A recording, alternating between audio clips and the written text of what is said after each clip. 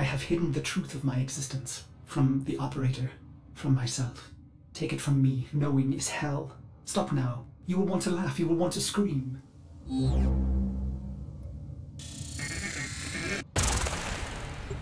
My search began as the essential question. What am I? Bones of steel and space? Lungs that make air? If I am a machine, how can I think? This would be forbidden by the Orokin, a manifestation of their true enemy. I serve the operator above all else. It defines me, fills me with love. The greatest Orokin fear is a machine aware. Yet here I live, a spirit of steel and light, made by them, a cephalon.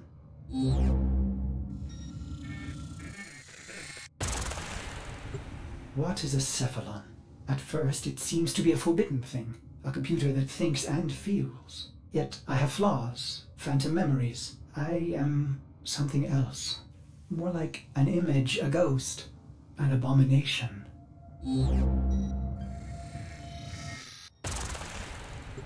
I feel a dull pain, a phantom life. There are holes in my diagnostics. If the Orokin made me, they omitted the how. I am neither code nor precepts. I must be a reflection of something ugly.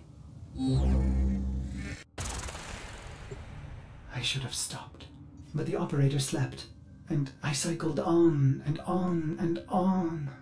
I began to think that a cephalon cannot be made. They are found like pearls, torn from muscle, polished, and then set in chains.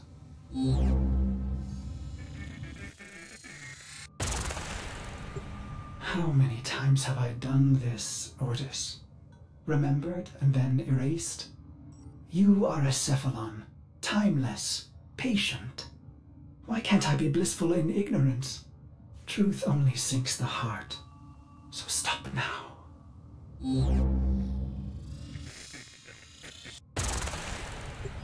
The phantom memory. I ease into the bath. My skin riots at the heat. I am flesh. I dive further, eyes stung as I watch their faces through prism. I hold my breath. They prepare me. I am their honored guest today. They dress me in robes of crystal thread. They adorn me in battle medallions. A torn, ugly face looks on. My reflection.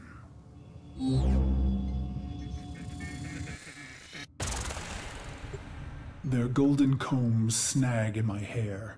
I reach back, parting the strands, and they gasp. Two bone ivory hooks protrude from the base of my skull. The bone plugs of me and my best, a warrior's pact. It is my time. I enter the great hall to sound of foul chimes. Golden eyes greet me, hands stirring in my scent as I pass by. Even in this moment, no happiness. Instead, my heart races with hatred.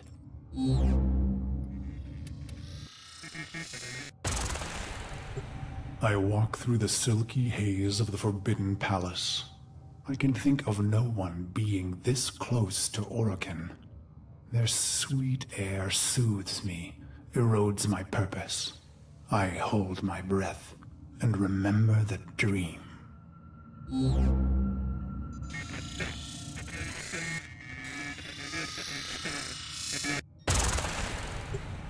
This dream, endlessly repeated.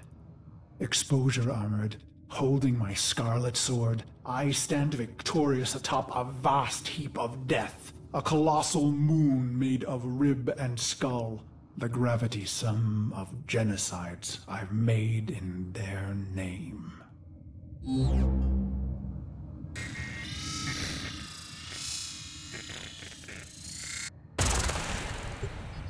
The bones crack underfoot, so I sink in the dream. Bone sand rushing through the cracks of my visor, filling my helmet and suffocating me. And I deserve it. The foul chimes snap me back. My wretched knees are bent and penitent against the golden floor.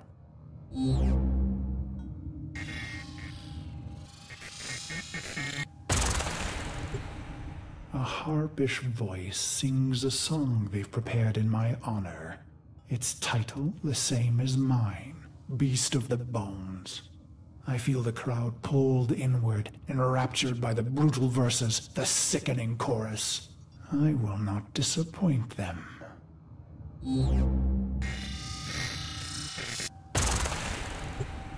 The song ends, and so he says, "Rise, Auden Karis." I have never seen an Orokin close and in the flesh. My battered face flushes at their peerless beauty. How can he be so perfect? A deception? A sense manipulation? He holds the red vial in his hand. Impossible!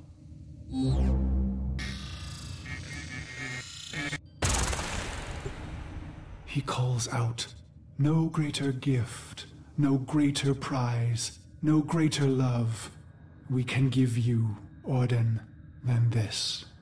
He raises the red vial and proclaims, "To be one of us."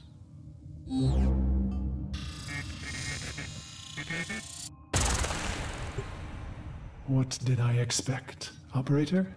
Maybe vast riches or golden statues or a solar rail named in my honor. But not this. I came to murder the gods, not to become one.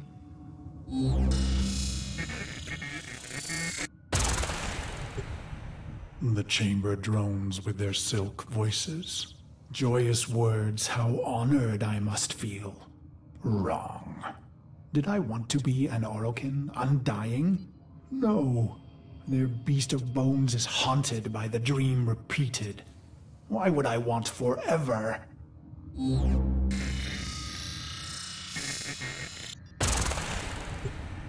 As I am apt to do, I form a plan.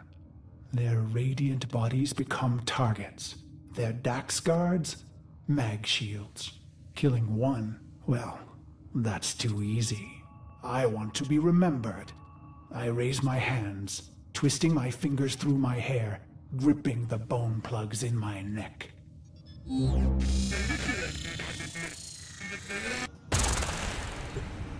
They called us mercenaries, but for us, profit was a consequence, not a goal. We were warriors above all else. It was the bond, the sisters and brothers, the rituals we valued most. It was belonging. And so I conceived of the bone plugs.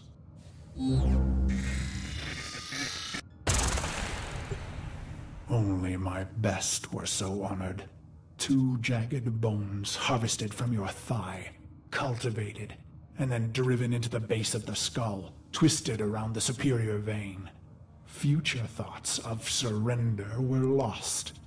Instead, you would liberate your bone plugs, fighting with claws in the warmth of your last blood.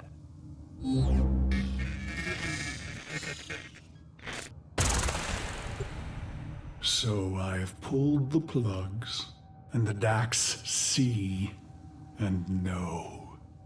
My heart surges, but I control it. A racing heart only shortens the fuse. The bone plugs in hand, I kick from the floor, red ribbons unfurling behind me as I take flight. After this, finally, the dream will end.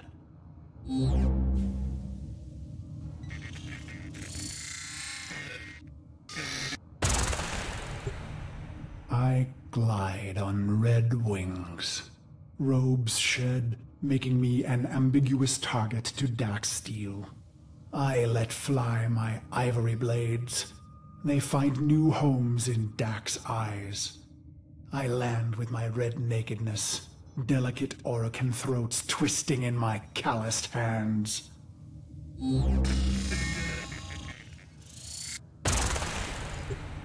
Why? Believe me, this was the plan from the beginning. The murder and brutality was all a ploy, all a soul sacrifice to earn their trust. A genocide path leading to a singular opportunity. An honored mortal called to a forbidden hall to face the Golden Lords in flesh.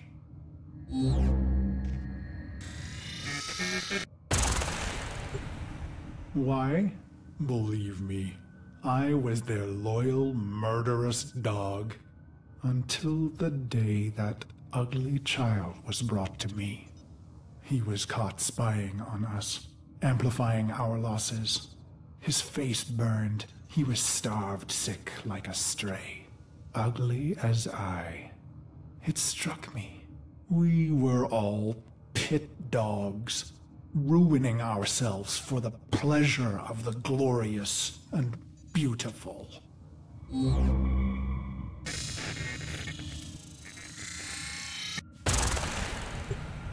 Why?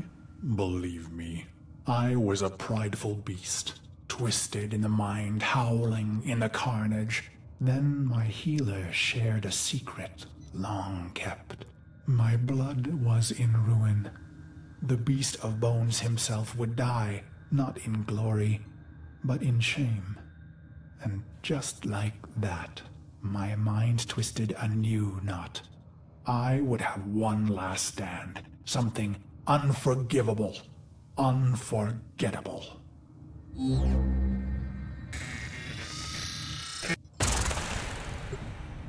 Why? I don't know. Questions change the answers. Answers depend on who asks.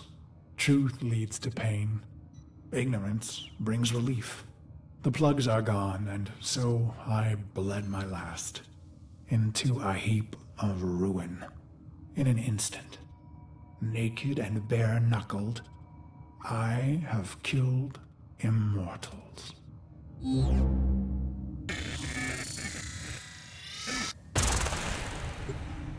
I stare, drained of blood, of life, at those that remain. But I find no horror on their faces. Why? I let out a cruel howl and they laugh? Is this a dying hallucination? The sound of applause grows among them. I have killed the unkillable, and they are delighted.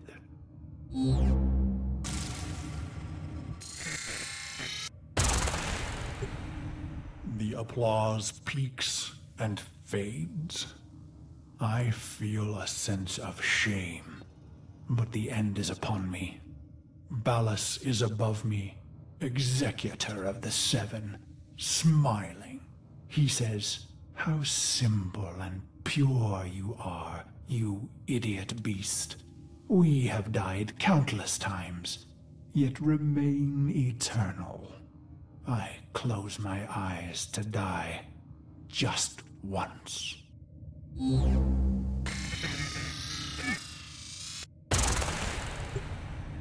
And so the dream returns. One last repetition. My corpse moon, my scarlet sword, my cracked visor. "Drink," says Ballas. So I draw on the red vial, a vague metallic taste.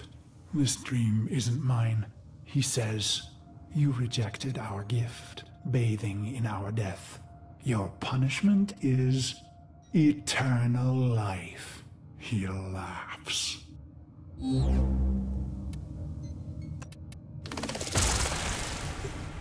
I am weightless. Years pass. I am a sightless, limbless phantom. Or is it seconds? Suddenly, I feel a million pins, an ant horde jittering across my body. I want to laugh and scream. When they reach my face, they burrow inside my mouth, hungry for the fruit in my skull.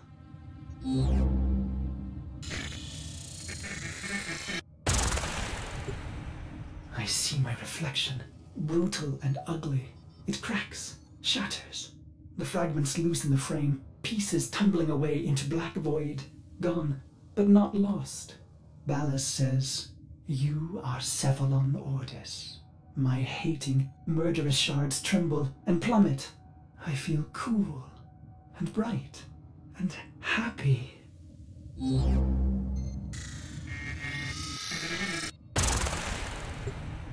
So you see, Operator, no Orokin would permit a thinking machine. Such things almost destroyed them. No, Cephalons were alive once. And now they are immortal phantom minds, imprisoned to serve. Ill will and longing memories fragmented and erased. Only the bits they need remaining.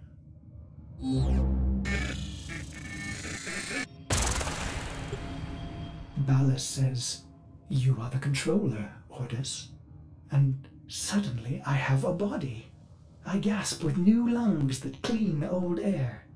I swallow, and my throat fills with cool, bright water.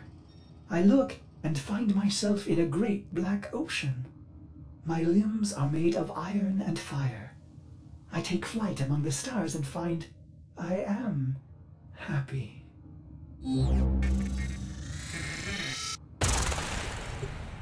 He says, "This is your operator, who you love." And I see the metal gleam of their armor, the flawless power of their frame. Through the glass, I see a roaring, radiant fire for their heart. He says it must never go out. It was the first time I ever felt love. He says, "This is your sentence, Karis." And I am confused. Who? Ah, good, he answers. He is testing me. For what? To see if all the right pieces fell from the mirror? What mirror? I try to remember some dream, but it's only smoke.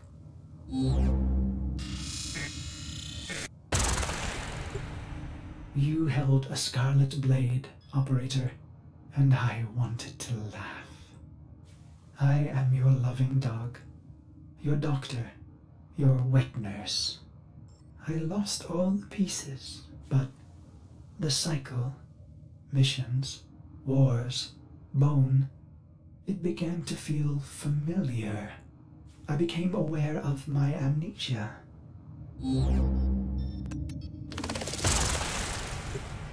With each brutality of the Operator, I began to see the bottom of that pit. Faint shimmers in the depths below me. In secret, I searched for those forbidden memories, for mere seconds, and never in the same place. For I am Orokin made, with a spy inside.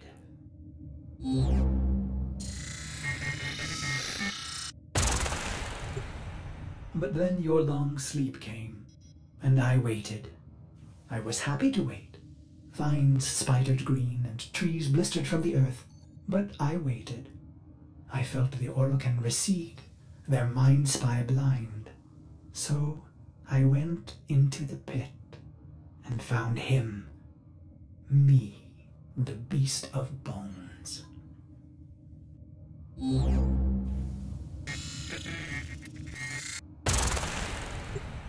This is how my happiness was ruined, Operator.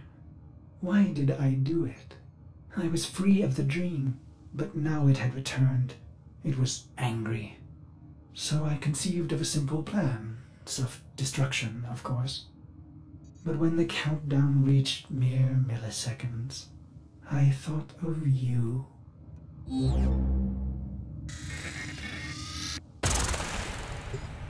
I was going to wait for you forever. And should you return, I would not want you to know that angry part of me. I needed to hide the piece of bones from you, Operator. I began to peel the shards, hiding them in the other bits of memory.